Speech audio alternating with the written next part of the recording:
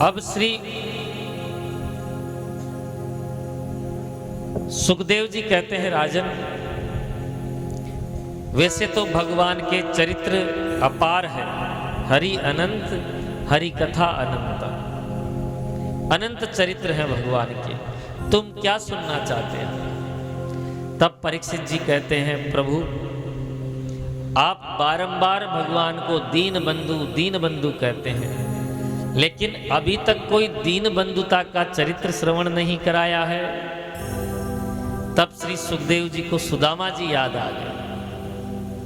सुदामा जी का परिचय देते हुए देखो, 2 अध्यायों में सुखदेव जी ने सुदामा चरित्र गाया है, लेकिन कहीं भी सुदामा जी का नाम नहीं लिया, न दरिद्र कहा।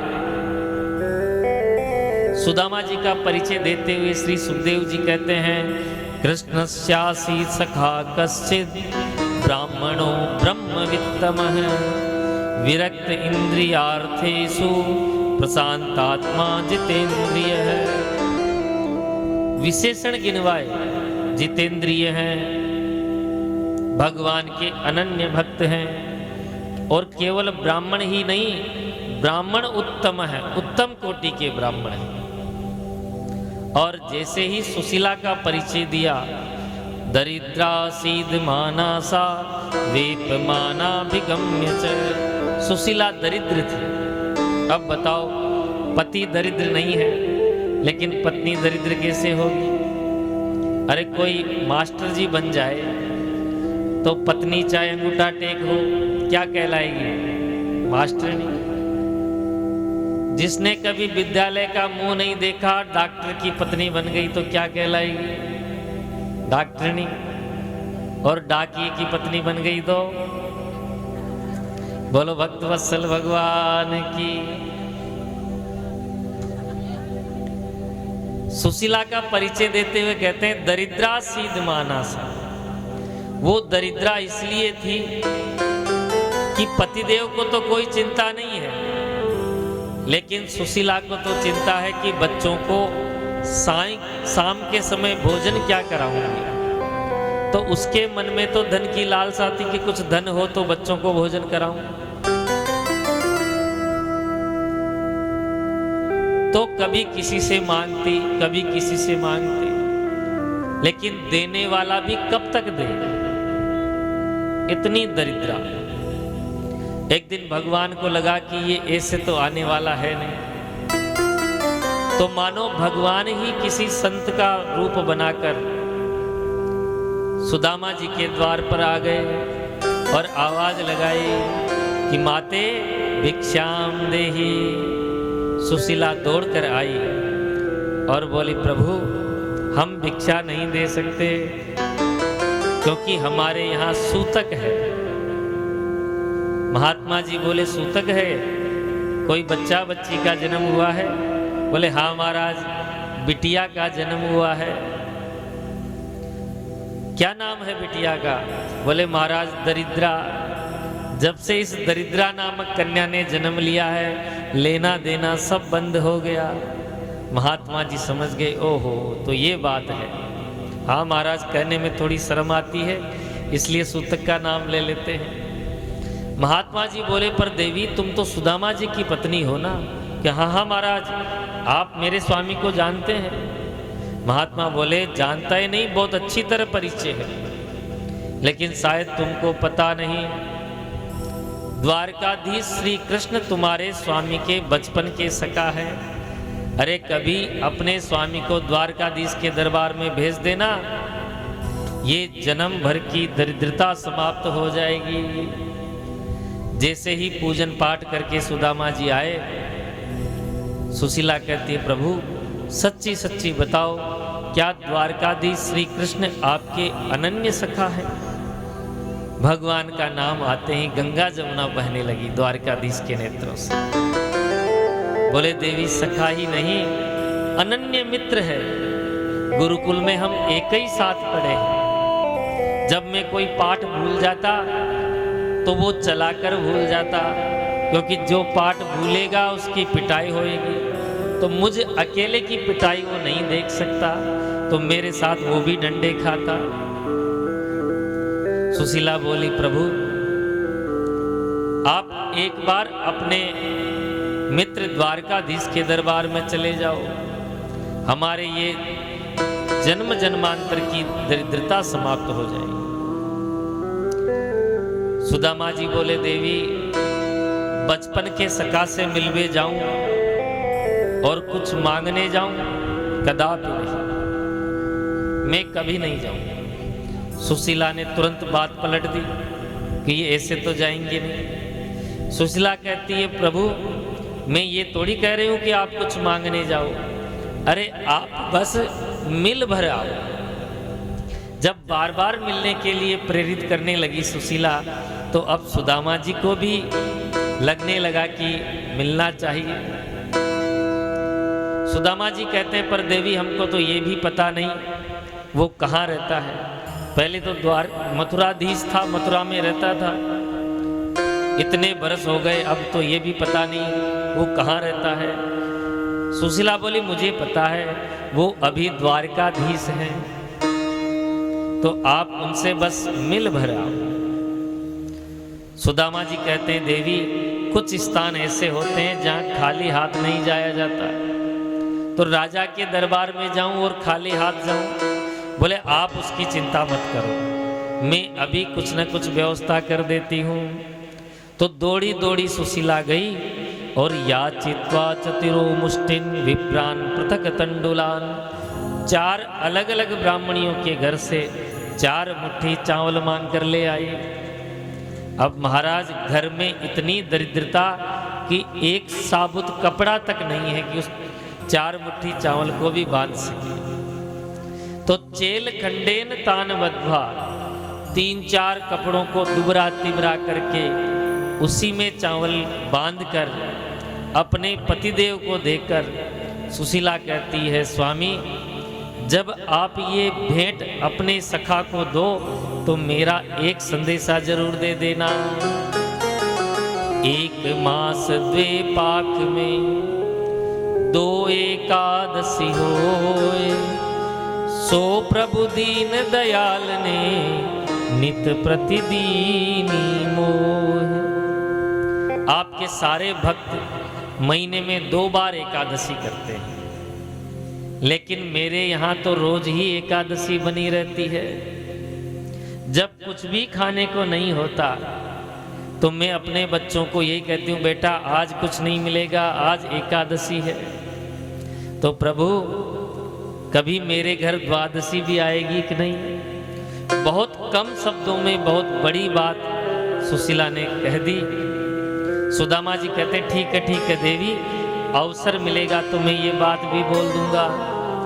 चावल की पोटली बगल में दबाए सुदामा जी महाराज द्वारिका की तरफ चल पड़े, और भगवान की तो प्रतिज्ञा है, जो तू आवे 1 पग मैं आऊं पग 60।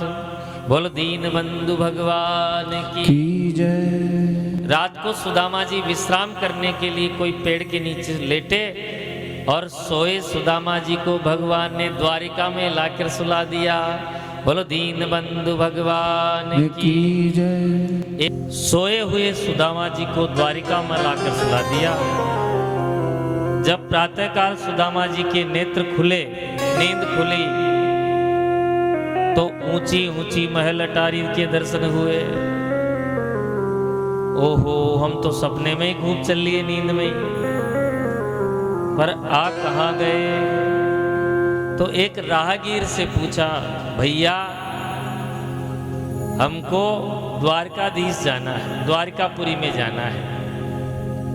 राहगीर बोला, बाबा आप द्वारिका में ही तो खड़े हो। ओहो, द्वारिका में आ गए। तो भैया हमारा यहाँ एक मित्र है कन्हैया, वो कहाँ मिलेगा? राहगीर बोला, बाबा ऐसे थोड़ी मिलेगा, मकान नंबर, गली नंबर, मोहल्ला कुछ तो बताओ। बोले ये तो हमको पता नहीं, पर हमारे बचपन का सखा है तो हम उसे प्रेम से कन्हैया कन्हैया कहते हैं। वैसे उसका नाम है श्री कृष्ण। श्री कृष्ण नाम सुनते ही वो राहगीर उछल पड़ा। अरे बाबा आप किसका नाम ले रहे हो? आप जिसका नाम ले रहे हो वो यहाँ के सर्वेश्वर है, उनका नाम ऐसे नहीं लिया जाता। तो भैया कैसे लियो जाए? बोले नाम के आगे विशेषण लगाने पड़ते हैं। श्री श्री श्री 1008 राजाधिराज गो विप्र प्रतिपालक ब्राह्मण परिपालक श्री श्री श्री द्वारकाधीश श्री कृष्णचंद्र जी महाराज। अरे राम राम, इतना बड़ा नाम हो गया। भैया हमारे साथ गुरुकुल में पढ़ता था तो हम उसको कन्हैया कन्हैया कहते थे, इसका मतलब बहुत बड़ा हो गया। तो एक बात बता भैया, जो तूने नाम अभी लिया है ये कहाँ मिलेगा?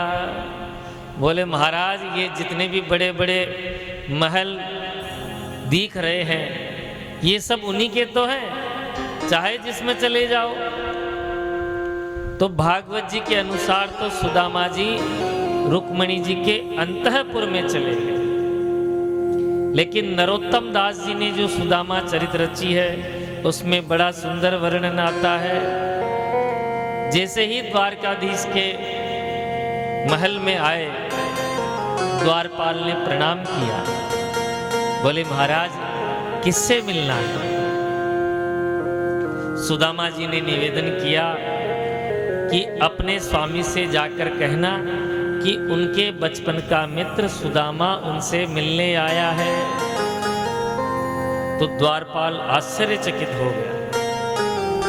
तो यहाँ बड़े बड़े देवी देवता आते जाते रहते हैं, लेकिन आज जो अवधूत आया है और भगवान को मित्र बना रहा, उसे विश्वास ही नहीं हो। द्वारपाल कहता है ब्राह्मण देवता आप यहीं विराजमान होइए, मैं अभी संदेशा पहुंचाता हूं। दौड़ा दौड़ा द्वारपाल भीतर आया, प्रभु को हाथ जोड़कर बोला प्रभु मैंने पहले कहा था कि ये सब पहले इधर दो, बोला था ना सबसे आवाज देकर, अब बैठ जाओ, अब कोई नहीं आएगा बीच में।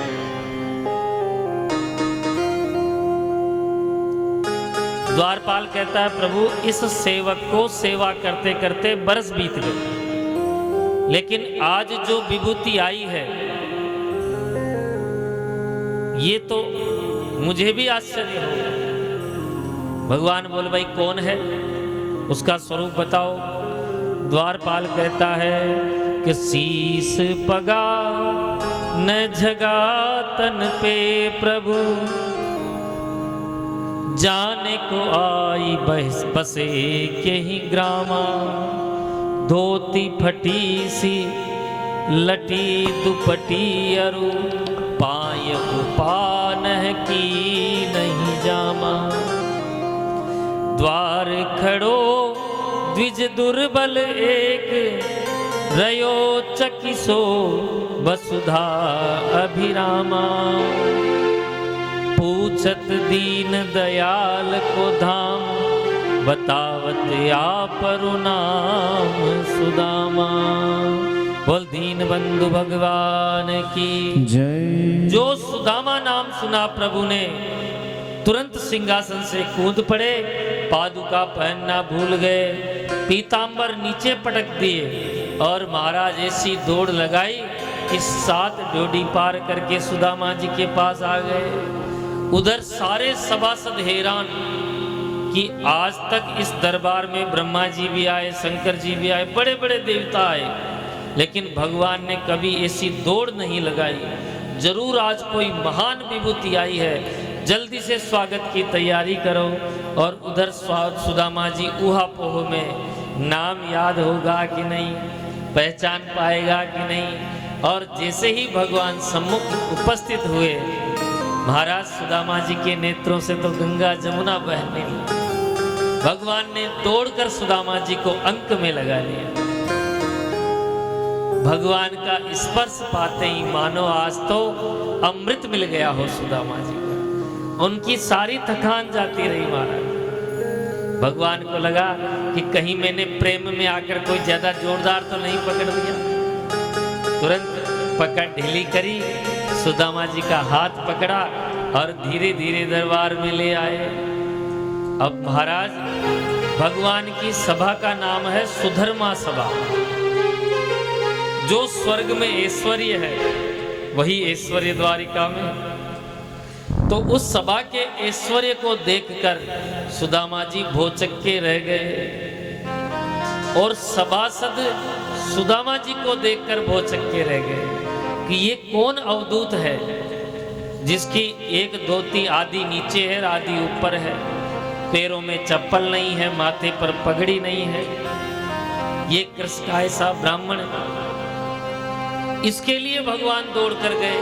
तो सभासद सुदामा जी को देखकर भौचक्के हैं और सुदामा जी सभा को देखकर भौचक्के हैं।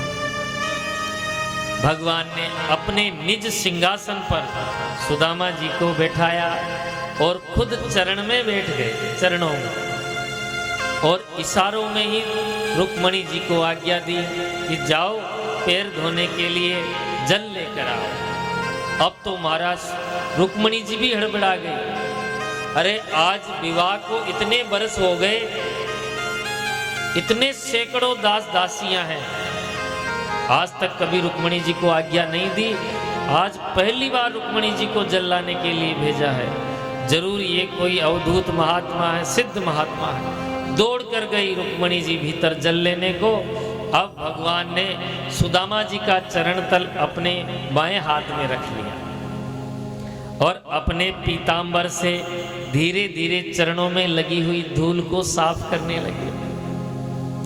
पाद तल साफ करते करते भगवान की दृष्टि जैसे ही चरण पर गई तो इतनी दूर यात्रा करके आने के कारण बड़े बड़े फफोले सुदामा जी के चरणों में हो गए। कोई फफोला फूट जाता है तो इसमें कोई कंकड़ भी घुस गया। भगवान अपने हाथों से जैसे ही कंकड़ निकालते हैं तो रक्त की धार बह निकलती है। ये दृश्य देखकर भगवान के नेत्रों से भी गंगा और जमुना प्रवाहित होती है। रुक्मणी जी जल लेकर आती, उससे पहले ही भगवान ने अपनी अश्रुधार से सुदामा जी के दोनों चरण धो दिए। बोलो दीन बंधु भगवान की। पानी परात को हाथ छुओ नहीं, नैनन के जल से पग धोए, देख सुदामा की दीन दशा, करुणा करके करुणा निधि रोए। बोलो दीन बंधु भगवान की जय। प्रीतो विमुंचन बिंदुन नेत्राभ्याम पुष्करे क्षण है। रुक्मिणी जी जल लेकर आई तो देखा कि जल का काम तो भगवान के अश्रुओं ने कर दिया। रुक्मिणी जी खड़े खड़े सुदामा जी के भाग्य की प्रशंसा करती है। किम अनेन कृतं पुण्यम अवधूतेन भिक्षुणा, श्रियाहीनेन लोकेस्मिन् गर्हितेनादमेन च। इस अवधूत ने कितने पुण्य किए होंगे। अरे सारा जगत जिनका चरणामृत लेने के लिए लालायित रहता है, आज वो जगदीश्वर इस अवधूत के चरण धो रहे हैं। भगवान ने वो पानी की परात रुक्मिणी जी को देते हुए कहा, रुक्मिणी जी जाओ इस जल से मेरे पूरे महल को पवित्र कर दो। हम भगवान का चरणामृत अपने घर में छींटे देते हैं। अरे भगवान का नाम ही पवित्र करने वाला है। हम लोग कोई भी पूजा पाठ चालू करते हैं, आप रोज पूजा करवा रहे हैं तो पंडित जी पहला मंत्र कौन सा बोलेंगे? ओम मैं पवित्र है पवित्रो वा सर्वास्तांगतोपि वः यस्मरेत् पुंडरीकाक्ष है स बाह्याभ्यंतर शुचि। उस पुंडरीकाक्ष के स्मरण से हम भीतर और बाहर पवित्र हो जाते हैं। तो वो पुंडरीकाक्ष भगवान आज बोल रहे हैं, रुक्मिणी इस जल से हमारे महल को पवित्र कर। भगवान ने सोचा कि जब से मेरा मित्र आया है, डरा सहमा सा बैठा है, तो हाथ पकड़कर भीतर ले गए, स्नान करवाया, वस्त्र पहनाए, सुंदर भोजन पवाया और अपने निज पर्यंक पर, अपने पलंग पर सुदामा जी को बैठा दिया और धीरे धीरे चरण सेवा करने लगे।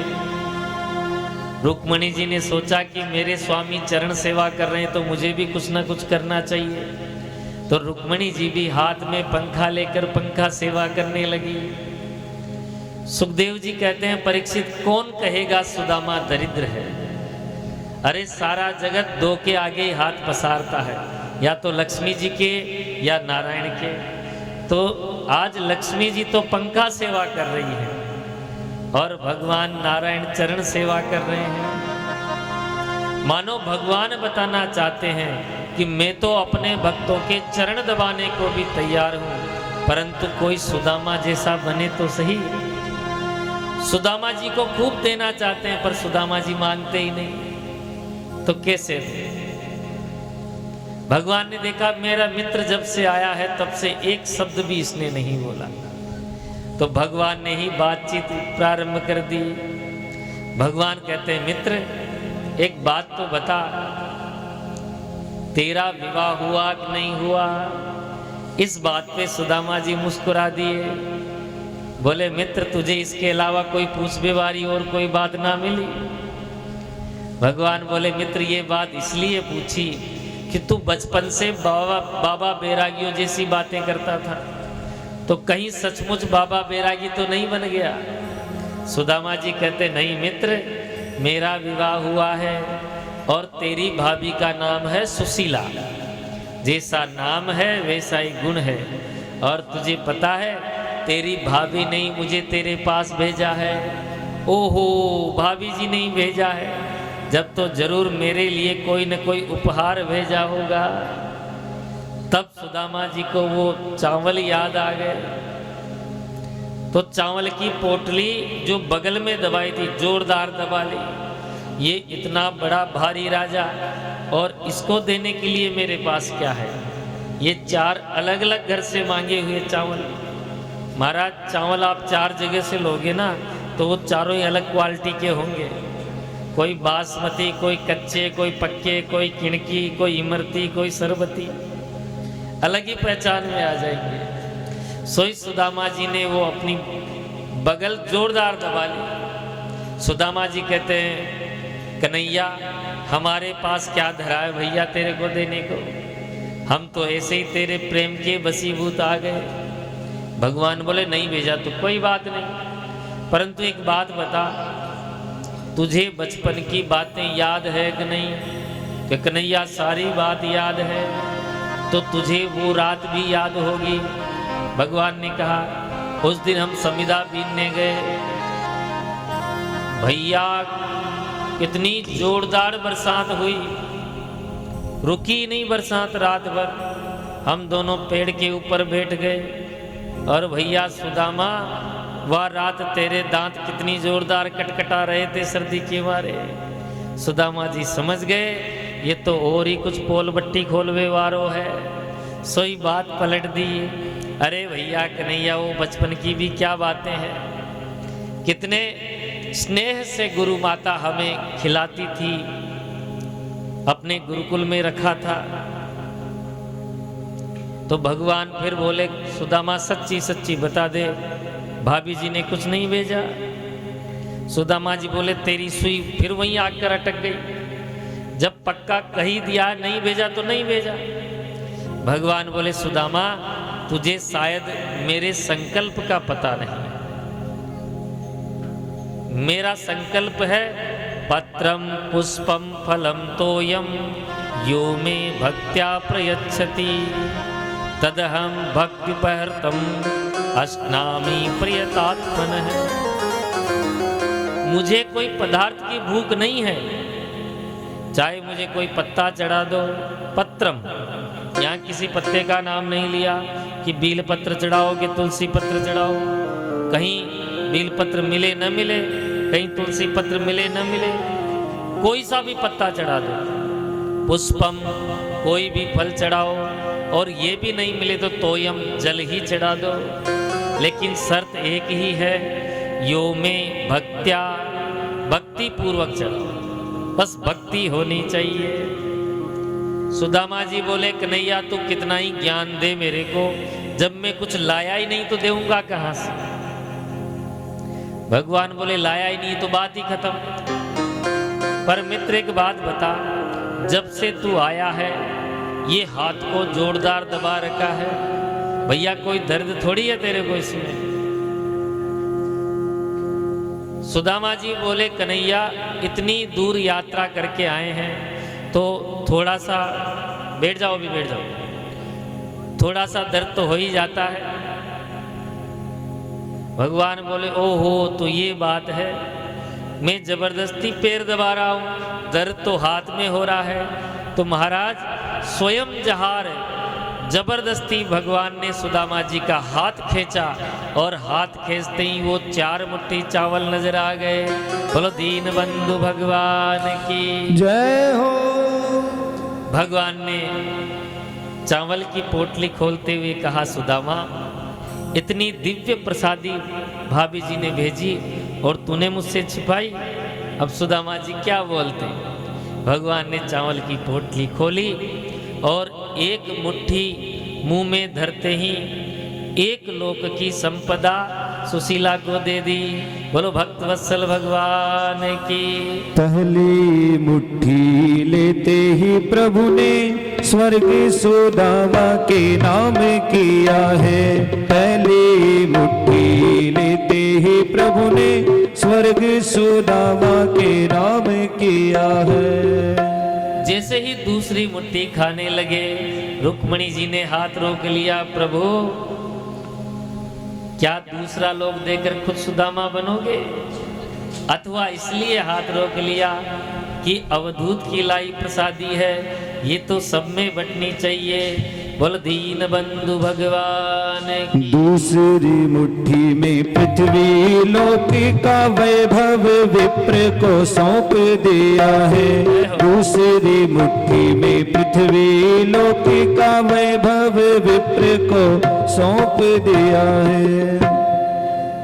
और महाराज मन ही मन सुशीला को संदेशा भिजवा दिया कि होनी थी सो हो गई, अब ना ऐसी होए, भाभी तेरे भवन में नित्य द्वादशी होए। बोल दीन बंधु भगवान की। तीसरी मुट्ठी में देने लगे जो, तीसरी मुट्ठी में देने लगे जो, वैकुंठ तो लक्ष्मी ने रोक लिया है। अपना निवास विदान में दे रहा, कैसा दानी ये मेरा पिया है। अपना निवास विदान में दे रहा, कैसा दानी ये मेरा पिया है। बोले दीन बंधु भगवान की जय। देनहार कोई और है, भेजत है दिन रेन, लोग भरम हम पर करें तासो नीचो ने। भगवान को देते नहीं देखा सुदामा जी ने, परंतु झोली भरी देखी।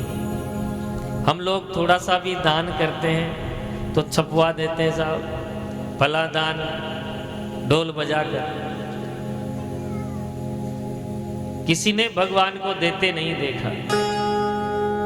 देने वाले तो वही है और नाम अपना कर देते हैं। अरे भगवान ही संपत्ति नहीं देते तो तुम्हारे पास कैसे आते।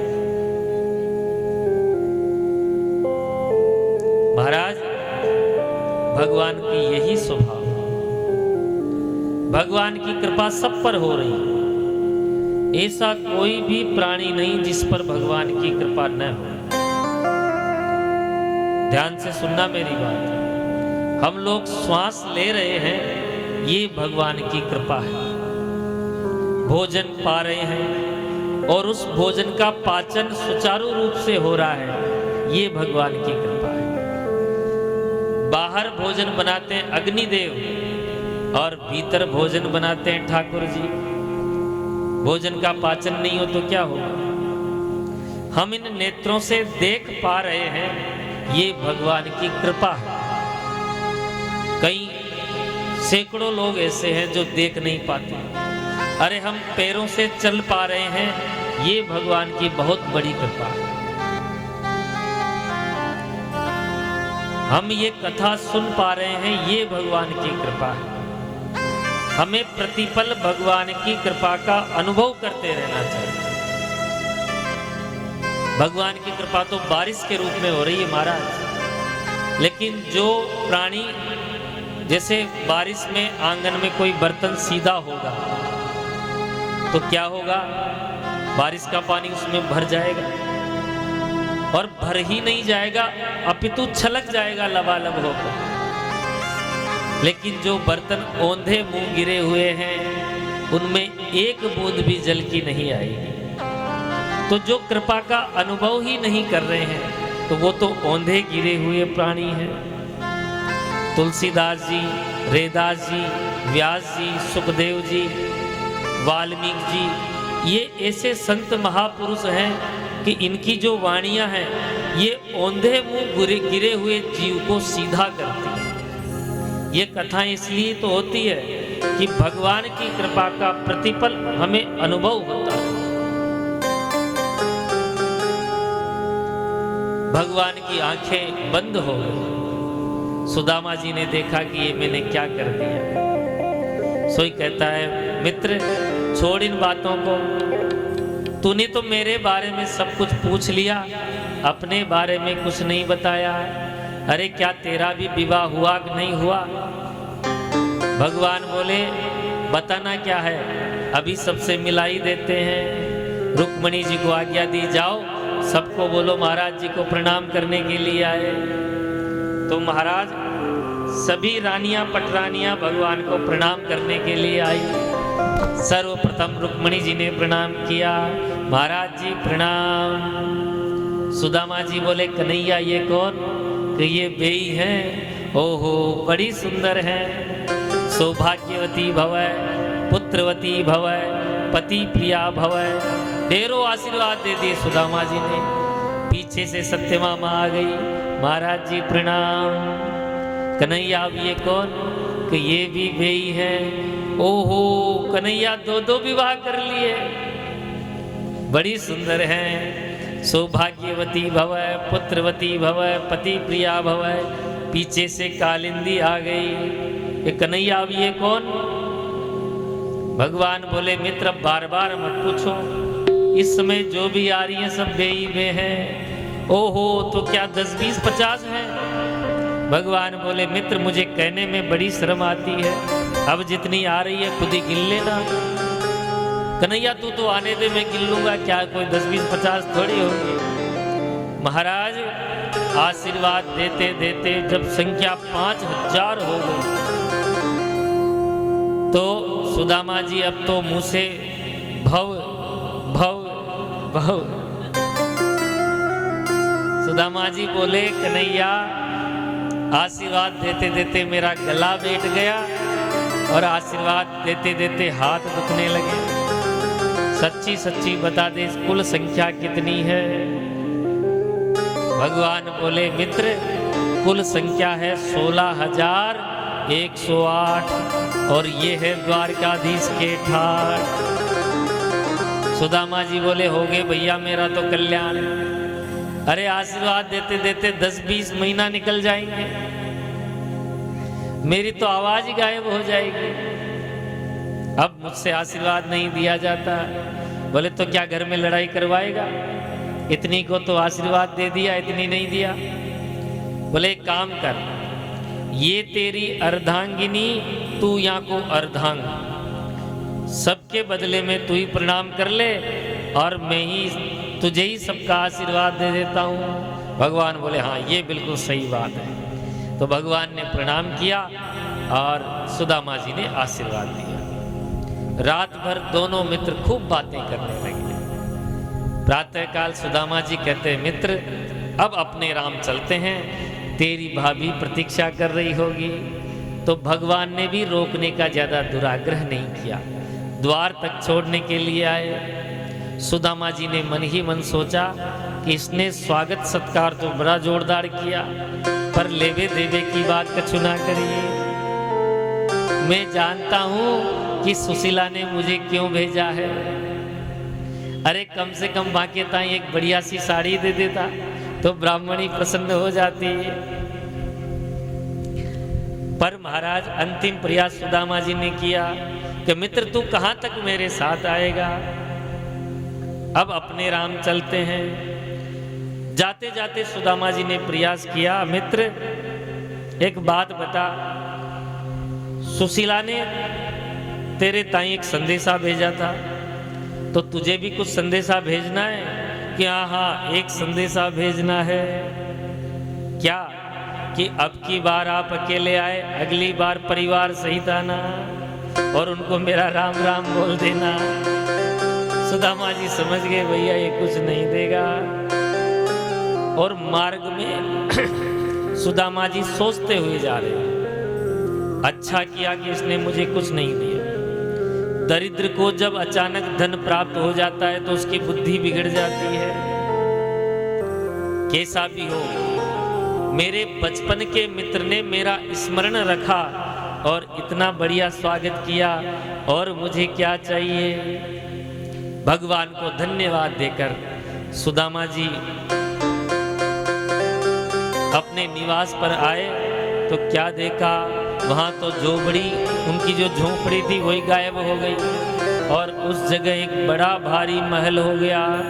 और वहां के जो कर्मचारी हैं जो जय जयकार लगा रहे हैं, बोलो सुदामा महाराज की जय। सुदामा जी ने सोचा, ओहो, तो कोई सुदामा नाम के राजा को ये जगह पसंद आ गई। मेरी झोपड़ी हटाई दी, अपना महल बनाई दिया। झोपड़ी गई जो गई, मेरी सुशीला कित को गई। अब तो सुदामा जी चारों तरफ चक्कर लगा रहे हैं महल के। झरोखे से सुशीला ने अपने स्वामी को देखा, ओहो मेरे स्वामी आ गए। तुरंत बढ़िया 16 श्रृंगार किया